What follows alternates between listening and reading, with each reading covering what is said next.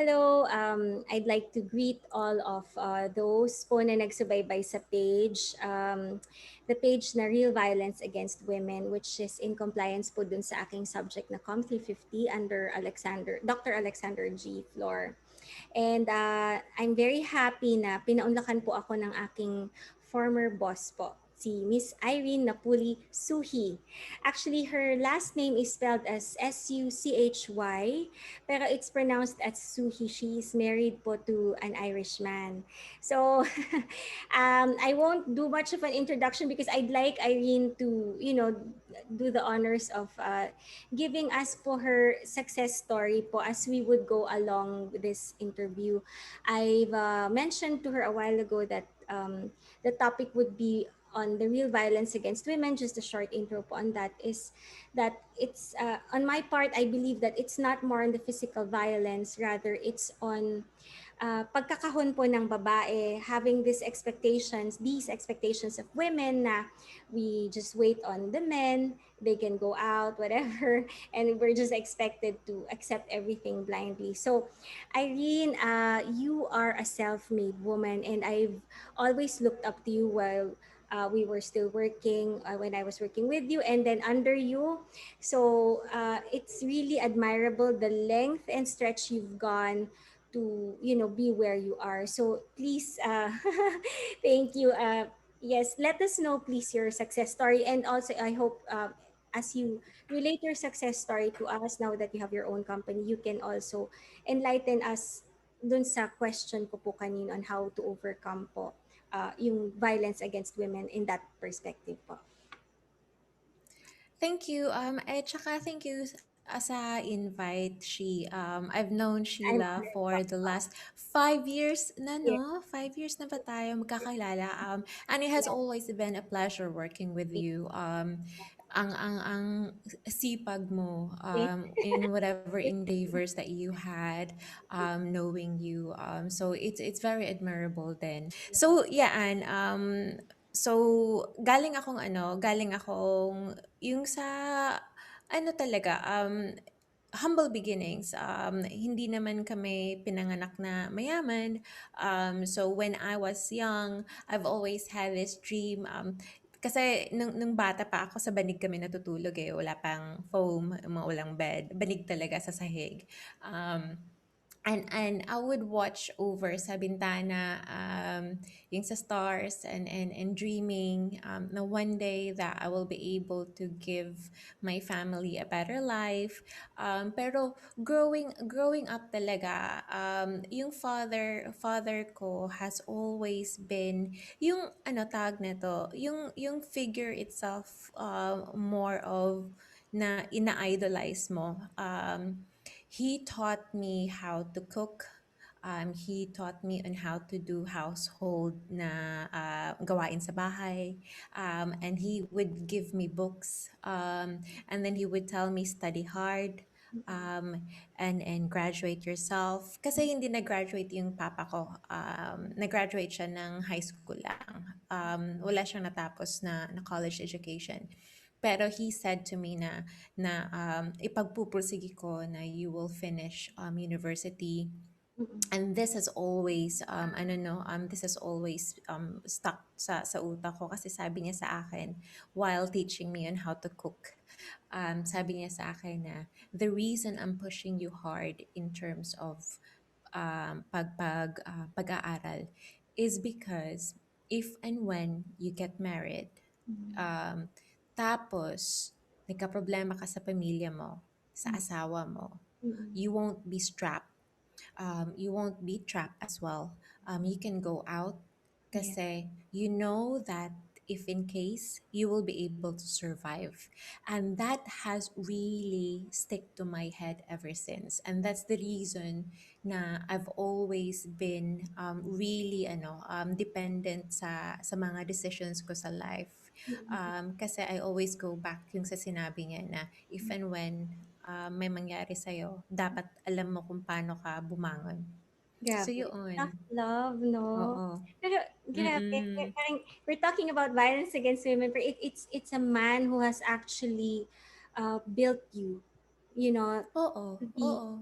and who you are right now is dala ng teachings ng papa mo. Nakakatuwa. And you're right, I'm really for that din, Irene. Like, I think you've answered the question in one sentence na dapat, yun nga, you've reached this point where you're not strapped, as you said. You're not trapped. Mm. You don't have to be trapped in a relationship where, if for example, things just don't happen, and you can be on your own.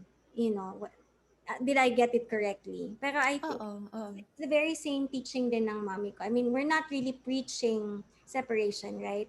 But at the end of the day, yung hindi yung kawawa tayo. Tama, di ba, na Oo. um, kawawa tayo, ano na lang mangyayari sa atin pag things don't happen the way we, you know, wanted it to happen. Mm. Life is not a fairy tale at the end of the day. Oo. Oo, oo. Pero really, I'm really amazed with yun nga, your new company.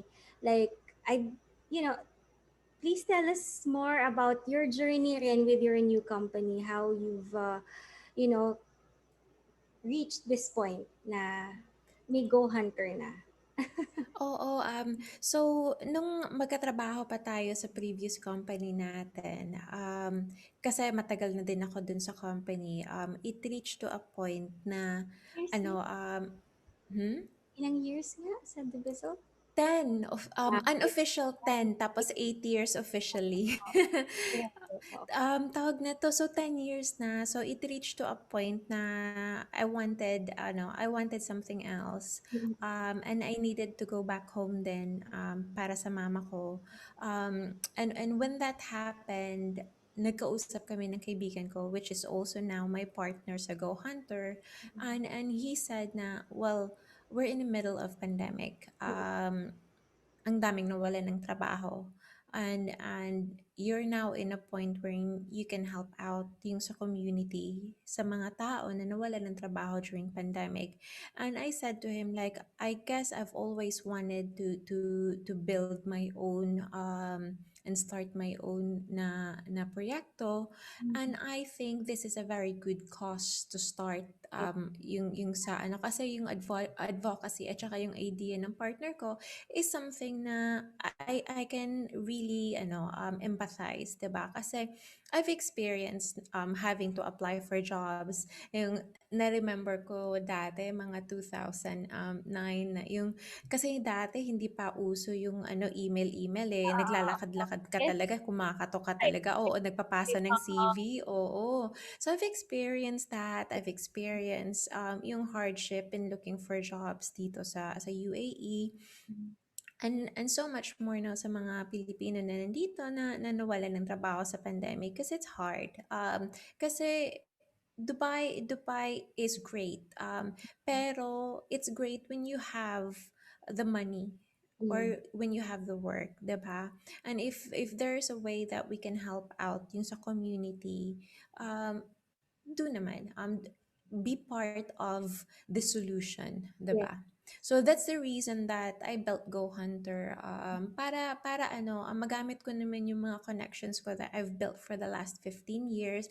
Meron kasing mga companies na nagtatanong sa akin, do you have any friends who's looking for work? And also I've created a platform na lang na at least with that the companies can advertise freely yung sa mga job vacancies nila, and where the job candidates or job seekers can then freely apply. amazing. Grabe, you're giving me goosebumps kasi I really admire companies that are built on an advocacy. Kasi kung money, very shallow. Pero if it's built on Oo. something na yung may mission to give back to the community, for sure, be blessed talaga kayo. Mm. Thank you, thank you. However I can, Irene, I will support your company if there's a way And na you've done it. You have. You were the first ones who've actually supported Go Hunter. Thank you so much for and that. continues ba na if from here, like for example, I will promote your company here for sure, 100%. Like keep sending us collaterals, whatever, like promise. Kasi napakaganda ng mission mo. And that is to help nga yung mga kababayan natin. And it's really good. I you have our full support dito. And my family, Thank you. friends ko na rin. So anyway, thank you. I'd like to thank you so much for again na pinaunlakan mo kami. Thank you na again for answering the question how we can go beyond na nakakahon tayo, and that's by being successful, at attaining success and being self-made, you know, women power. Thank you. Women Oo. empowerment. And yun, there's one thing lang pala na I'd like to discuss din briefly. I remember kasi when we were in the Bizzle, women are also empowered there. The fact na ikaw, you became our boss, diba? So, hindi tayo nakakahon din in terms of sa posisyon, di ba, na, oy, hanggang, ano mo naman yung mga one positions na hanggang doon lang tayo. And you've also proven that na hindi. It's ang dami mong parang break na barrier. I remember you telling me before na Pinay tayo, ito lang tingin sa atin, hanggang dyan lang tayo. Break mo yung barrier na yun, both sa pagiging babae and sa pagiging Pinay. And saludo pa ako dyan. Thank you. No, So, I think kasi with Dubizzle, the only good thing about the company is that they were very supportive in empowering women, especially in leadership roles and management roles. And I think that helped me. And also they didn't they are equal employment na opportunity, they provide that. And especially yung sabi mo nga kanina, 'di ba, like we do have this stigma na if you are a Filipino working abroad, you would be mostly administrative or mga entry level roles lang. And it would have been if not for the company itself. Pero the company kasi was very very good in terms of being a diverse employer, 'di ba? we're lucky, we're lucky. But also because you're excellent. Hindi to Thank you, thank you. Oo. Ang dami din naman na yun nga, you've broken the barriers really, and it's something exemplary na pwede nating i-share. And I wish to see you more in some meron kang lately, no, na publish ka pa sa isang magazine. So I wish to see more of those, and more interviews din. May isa kang naging Thank interview. you. So, yun, kasi it's something na women should emulate. Oo. Na kaya natin to. Yun. Yeah. Oo, of course, kaya natin 'to. All right. So maybe I'll end our interview with this, and unless you have any other parting words po before I end the recording po. Um, what I would like to leave as a message, as a parting words, especially in relation dun sa topic mo, diba, na I think women, mga kababahihan, um, we should all be supportive of one another. Everyone should have a safe space to talk, and not be blamed, and not I agree. you like there's a lot of a lot of forms of violence. Yun nga, hindi lang physical, may emotional na aspect pa. So as women, we need to be supportive of each other. If someone talks to you, believe in them and support them. So if that's my parting word, that's one thing that I really want to spread sa mga kababaihan. You're really giving me goosebumps, grabe. Seriously. Like, naisip ko rin yan eh. Kasi usually, yun nga yung safe space, isa yun. Plus yung hindi pinapaniwalaan. Lahat yun totoo eh. Or yung mga bagay na, uy, kaya mo yan, hanggang doon na lang yun, di ba? Whereas pwede namang, baka naman it's a cry for help na, tapos nobody's listening until it's too late, di ba? I mean, pag emotional violence kasi, it can lead to depression, and depression is Yeah. real, di ba? And sometimes people think it's an imagination, but it's not.